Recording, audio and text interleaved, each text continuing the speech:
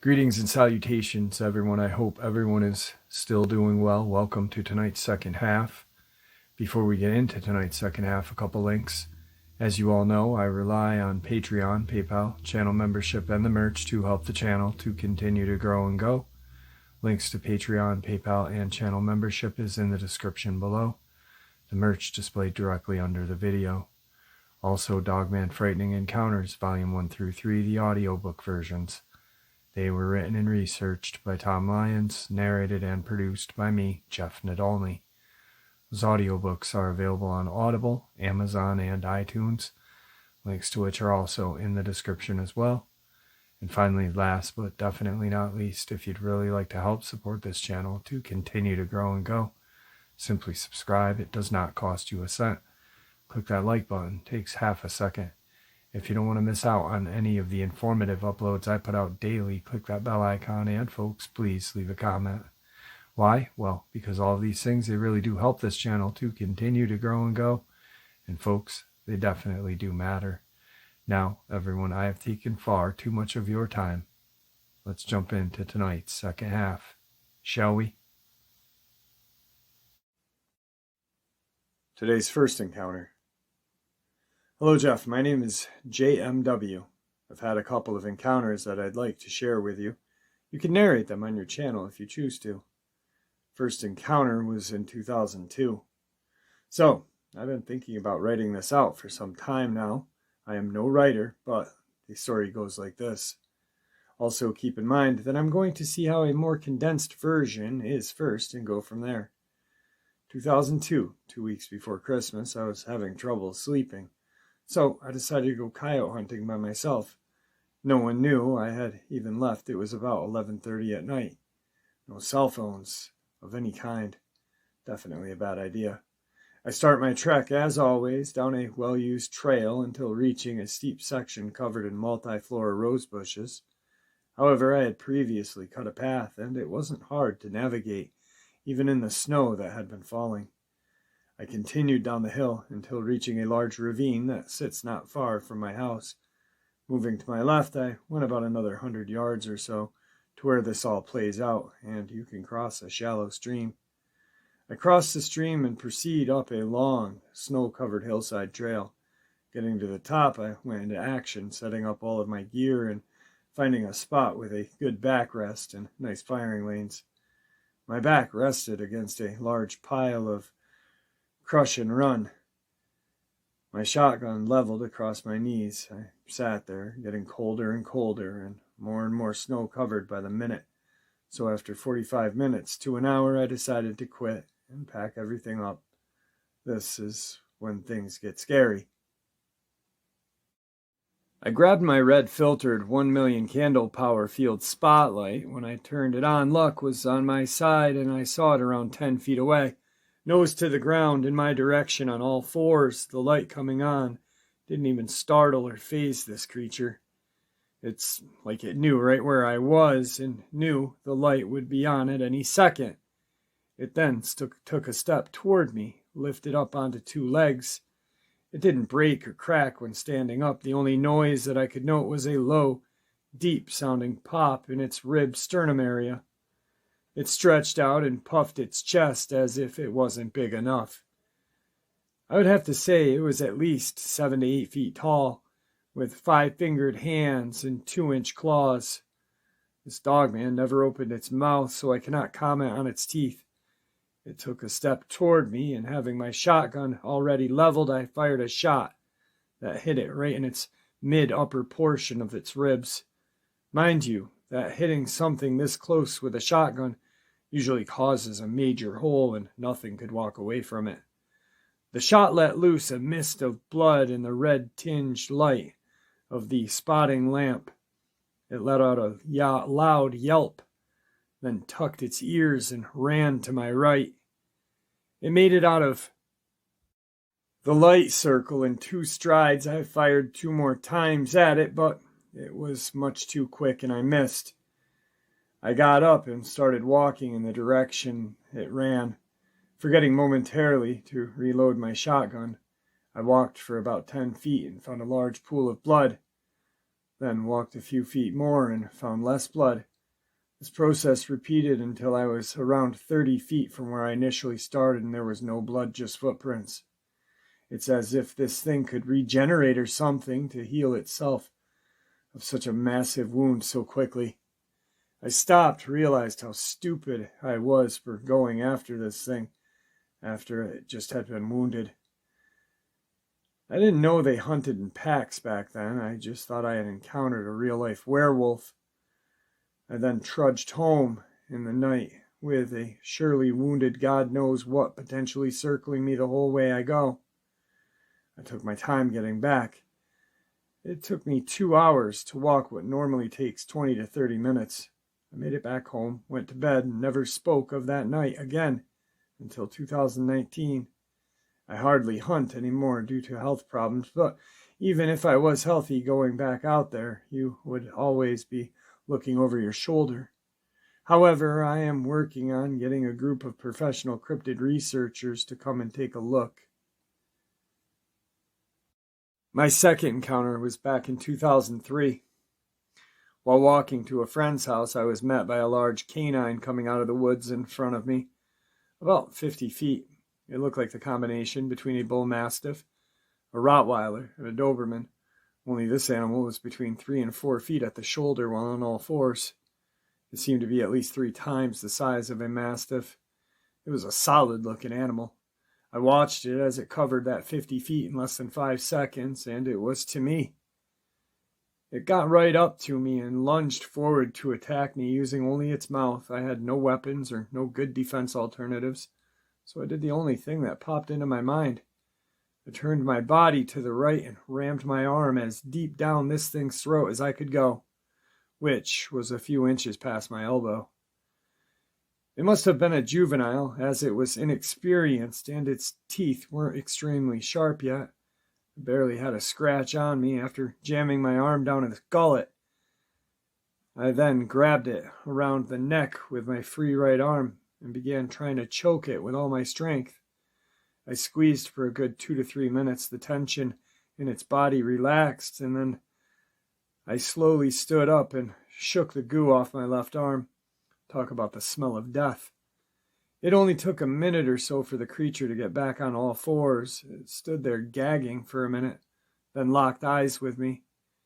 It gave me this look of, "You bastard." Then it turned and ran off back into the woods.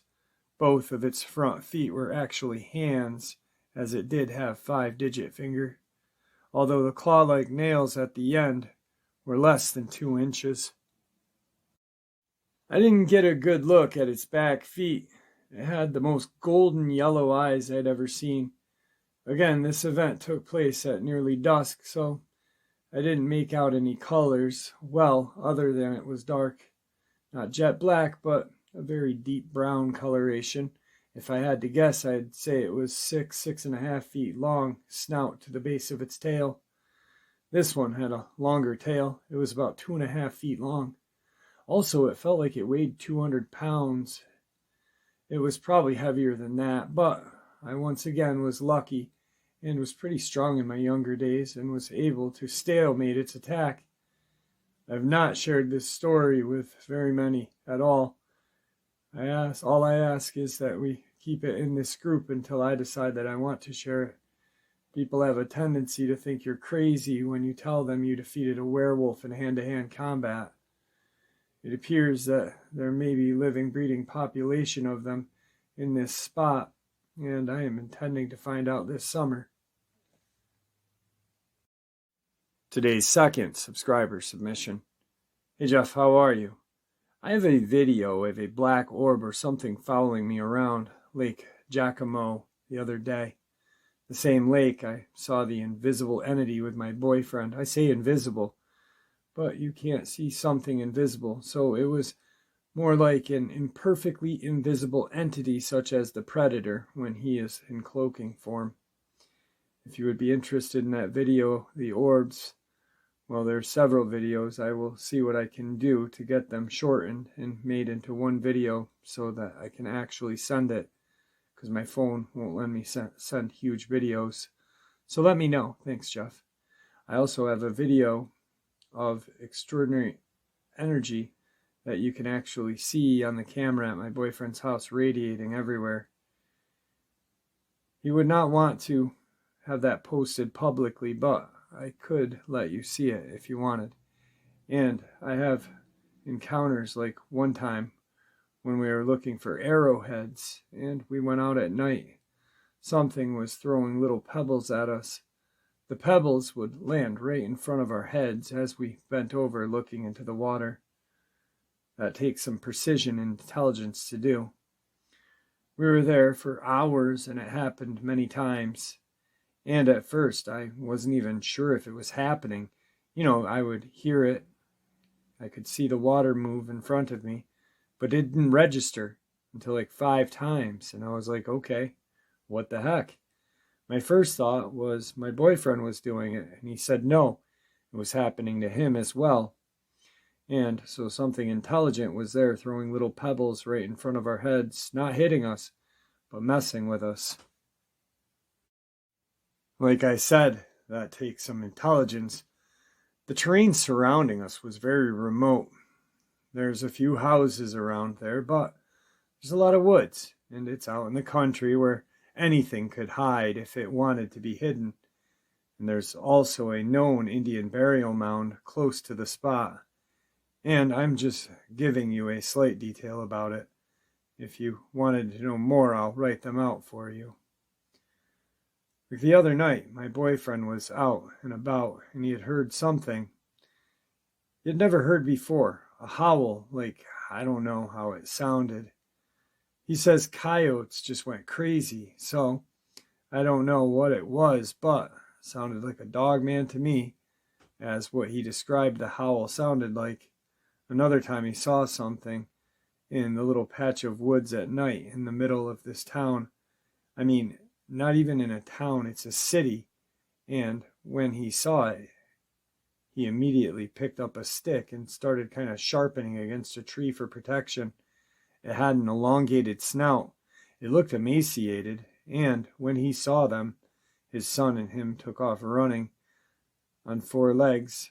It then stood up and started running on 2 legs as it was running. He said he saw tracks in the snow like he had never seen before. These tracks were not of anything he had ever seen, and couldn't even place them with something possibly that's known to exist. And there's another time when I was by myself. I was out at the end of this trail in the same patch of woods where my boyfriend had dropped me off and took his bike to the top, and I could hear his dirt bike at the top of the trail. And that's a little ways off, so I knew he wouldn't be able to hear me. I heard chains or something and started walking up the trail toward it, thinking it was a person. I guess I forgot to say it was dark out, like 9 p.m. on a summer night. The sun had gone down. It was dark enough that you could not really see too far off. So I started walking toward it. I said hello, and all of a sudden it starts on 2 legs running up the side of the hill, and I could hear the chains rattling. Maybe they were hanging off the side of its belt or something. I don't know. I couldn't see a belt. I couldn't even see chains. I could hardly see and make out the figure, and then it turns directly toward me and starts running towards me. It begins morphing into a dog-like creature. Looked like German Shepherdish to me, as far as I could tell. And the whole time it was just a really pale green glow about it. And at first it looked like a person going up the side of the hill, but then when it turned towards me and morphed into this ghost dog, is what I call it, it went down on all 4s and just ran at me. I know it sounds crazy. It was definitely weird. I can't explain it any better than that. So I turned around without even trying to comprehend what I was looking at, and I yelled help, and it ran up the other way and ended up going up another trail that is just not really a trail you'd want to go up, especially in the dark. I had no flashlight. It's just not easy. It's steep. It's hard to climb up there. Anyway, I just wanted to give you some ideas of the encounters that I've had. Thanks, Jeff, for what you do.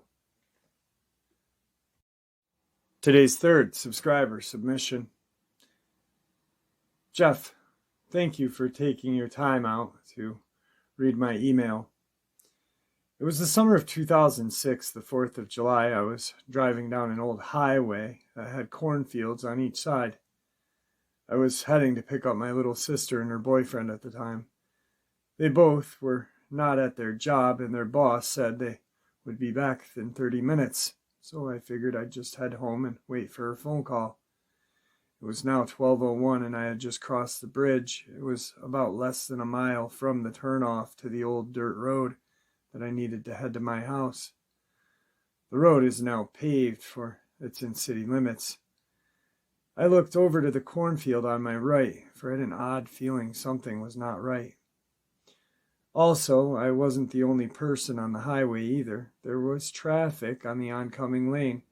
When I looked over to the cornfield on my right, I saw this strange dog coming out of it, and it ran across the single-lane highway. I saw eyeshine still on the right shoulder of the highway. When it came up on it, my headlights and the other car's headlights lit the area, and I saw what looked like a hyena. I looked into the cornfield and saw another one, but the thing had the face of a man, like if it was shifting into a creature, like the two he was following. But I locked eyes with both of those hyenas. I made my turn onto the dirt road that was about 20-30 feet away from what I saw. I wasn't too happy to be called at 1 a.m. to pick up my sister from work and drop off her boyfriend. The week was odd, for I had worked at Walmart and I had 3 people come to my checkout that were from South Africa. 1 woman and 2 men, 1 black, 1 white. After they checked out, one by one, they went over to the McDonald's that was in the store at the time. They would just watch me, and I got that same feeling once more I had the night that I saw those 3 hyenas. I got off work that night, and I drove on the main highway that led to my house, and as I passed an old gas station with the windows open in my car, I heard 3 people from behind the gas stations in the fields behind it calling my name. This went on for about a month or so.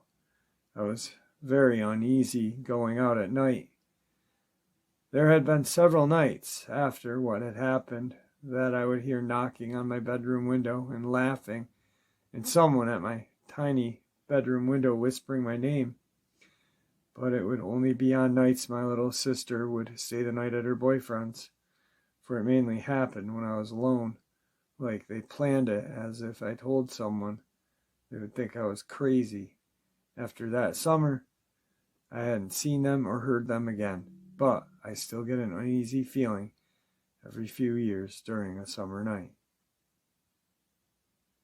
Part of me wants to see them again, but part of me does not.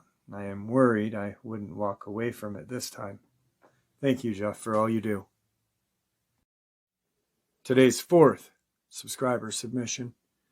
Hey, Jeff, how are you? I'm scheduled to retire in 6 months, but I took a leave of absence shortly after my encounter, which will postpone my retirement. I've heard stories and have gotten calls for a year, and I chalked it up to misidentification or a Sasquatch, which I've seen plenty in my career. My encounter happens as I was responding to a call of who I knew the residence of the caller, which I cannot disclose, due to a tragic mauling that happened years ago, which my supervisor at the time told me is one of the worst crime scenes he had ever seen. So the call was a couple of guys stalked by a couple large coyotes as they were trying to finish loading their truck for a customer for their move. I reached the property off of Old Taylor Road. It was 8 p.m., relatively getting dark. I had all my lights on, so the area was lit up well. I exited my car with my AR at hand, went to the shed where they barricaded themselves in. I was able to get them to come out. I asked them about the resident that lives here. I was told that they were moving, and they hadn't been on the property for days. They asked if I could stay as they finished loading. It'd be about 30 minutes. I obliged. They finished up and headed out. I walked back to my patrol car, which was about 20 yards away. I started getting this uneasy feeling like I was being watched. I got into my patrol car and started my report. As I was doing that, I heard a guttural growl and looked up to see a werewolf that looked like the Van Helsing one standing 15 feet in front of my car. I put my car in reverse and I was about to proceed. There was one in the rear. They had me boxed in and slowly approached my vehicle. My AR was less than a foot away, but was already secured, so it would have taken me a few seconds to unhinge it, and I felt it wouldn't be enough time before they were on top of me. As it got a foot from me, I turned my siren on, and the PA, which caused this screeching noise. It put its raccoon-like hands to cover its ears and leapt off into the brush. I took off to the main road with the emergency lights and speeding all the way back. I always thought that the victims were not seeing what they said, convincing them that it was something else to everyone.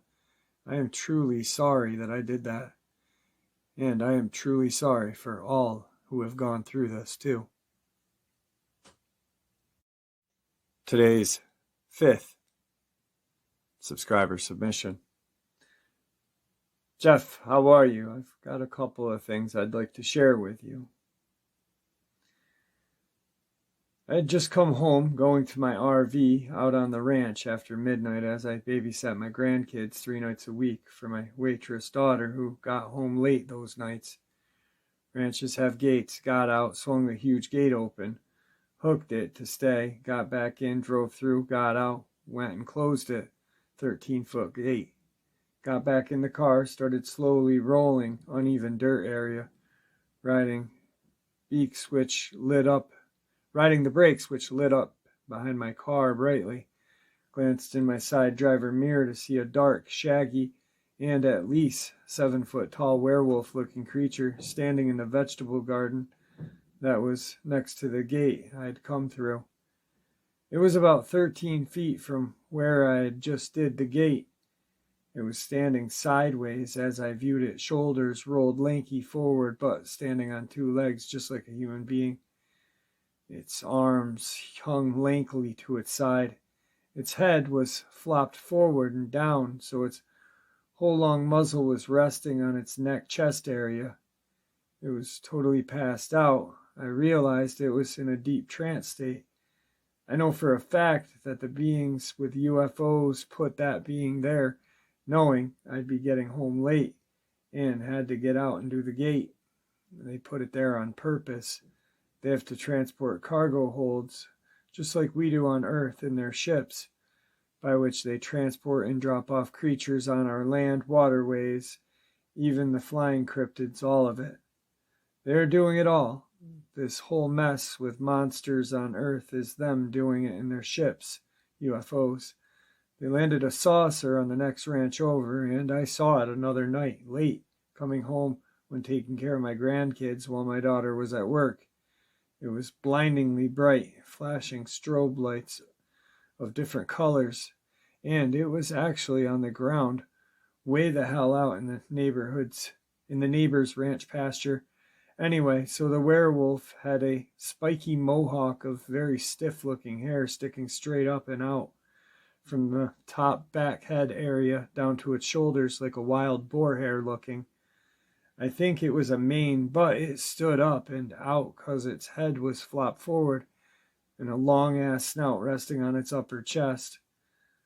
The body, totally steroided out to the max, made Mr. Universe look like a little twerp. I was terrified.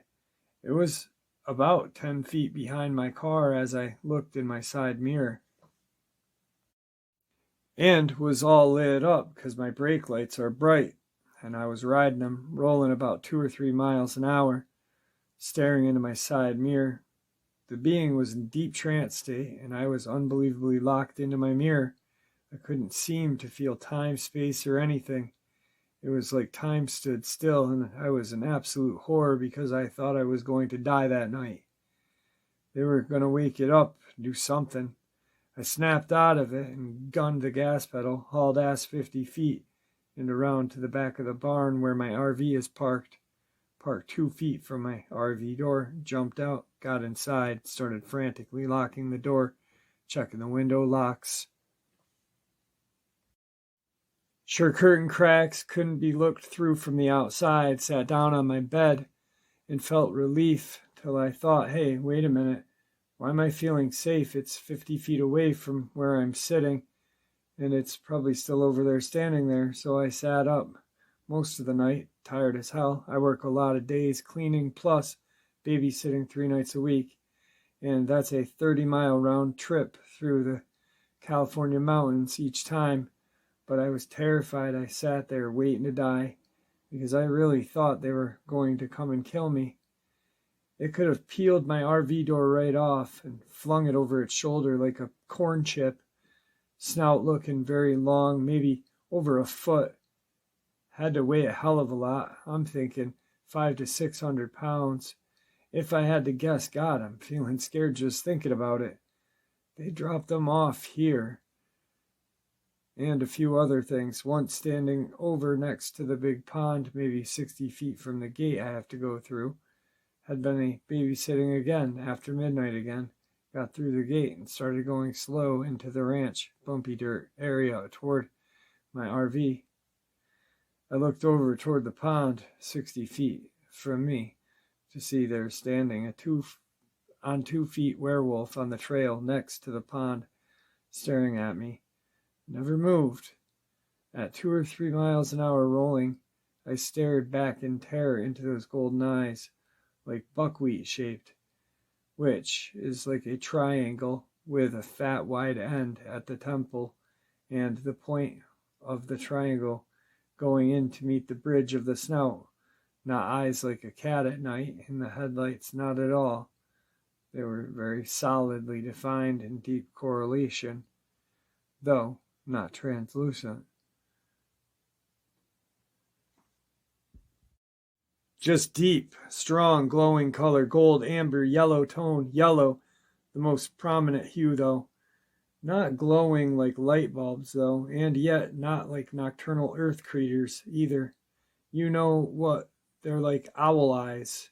Just remembered the times I've seen owls at night. That deep yellowish golden color with the tiniest hue of amber in them. And the same exact intenseness. When you shine a flashlight on an owl at night, it's not the same eye-shine glow as a cat, deer, bobcat, or mountain lion, or raccoon. The werewolf's eyes are like owl eyes that way. They show up at night, except you don't have to shine any light at the werewolf being. Their eyes are like that without ambient light. Well, take care. Stay safe and watch over your kids every second. Even in the day in the yard, always check their windows, locks, and all window locks, doors too, before nightfall. Never skip it if you're sick, because those things have hands like us, opposable thumbs. And after reading others' nightmares experiences, I've learned that they climb trees like a champ, even if they're carrying a huge dead deer that they have killed 60 feet up a tree, where they often apparently like to be when eating. All I think all the time is, please, dear God, don't let them hurt my family. My 2 grandkids, 12 and 16, they dirt bike and ride in the woods. My daughter won't listen to me, thinks I'm reading too much into this crap or watching too many scary movies, as she puts it. She won't listen. I can't even describe how I feel about that. She lets him go out riding. My heart is broken over that. I'm horrified someday she'll call me and tell me that they went out and never returned. I love those 2 kids more than anything on this earth. They're the most important thing in my life, and I can't protect them. I feel helpless. Good night to you and yours. Again, thank you, Jeff, for all you do. Take great care 24/7. Today's final subscriber submission. Hello, Jeff. I hope you are doing well today. I figured if I was to tell anybody about my past event, you would be one of the few people to believe me. Though I don't know where to start. I guess I'll start with my trip up north when I visited an aunt of mine for a few weeks. Her house had room in the basement, so that was where I stayed. I tend to overheat at night, and I like to either walk around or go outside and relax and look at the stars. That day there had been an animal attack. I can't say wolf for sure because I never managed to see it, but as you will read, I have reasons to believe so. There was a trail of blood leading to the forest from just behind the barn/shed that led to what was left of a deer. Nothing odd there. On that night, I was restless and chose to go outside on the front porch. When I stepped outside, I was so relieved by the cold. I didn't bother to look around at first. Then I noticed the quiet. Normally, you can hear all matter of life up north, even at night, but not then, and it unsettled me, so I looked around before moving any further from the door. At the bottom of the steps was a large wolf. It didn't move once. I spotted it, and neither did I. It seemed like time stopped, and somehow we both tilted our heads as if an unspoken question, "What are you doing here?" was in my mind. I didn't talk because if I spoke, I felt that breaking the silence would be wrong. Eventually, I almost relaxed and looked away, knowing that it was still there, but that I would not be hurt. After another moment outside, I backed away. Never quit giving my back to it, but I stared as I closed the screen door, and then when I closed the wooden one, it left. I don't think it was normal animal because you could see it was smart, and it didn't have any fear or anger. The eyes were beautiful color. They seemed almost like a dark gold, but it was many, many years ago now. I can't say the height because of the stairs altered my perception, but at a guess on all paws, it was at least 4.5 to 5 feet tall, given the railing height just a few feet away. Another odd thing happened to me at that house and seemed to follow me even now, but it seemed to fit into your channel the most. Use it or not, it's just my thank you for all the wonderful stuff you do for me. Have a great day, Jeff. All right, folks, I hope you all enjoyed tonight's second half as much as I enjoyed sharing it with you. I'd like to thank you all for supporting the channel. Your support is what makes this channel special and what continues for it to grow and go. Please, everyone, stay safe, happy, healthy, and ever vigilant, keeping an eye on our children, our pets, our family, and friends. These creatures are real, they are out there, and they are dangerous. Share this information with the people you love and care about, and it may just help save their lives someday. Until next time, never stop asking questions, and God bless you all.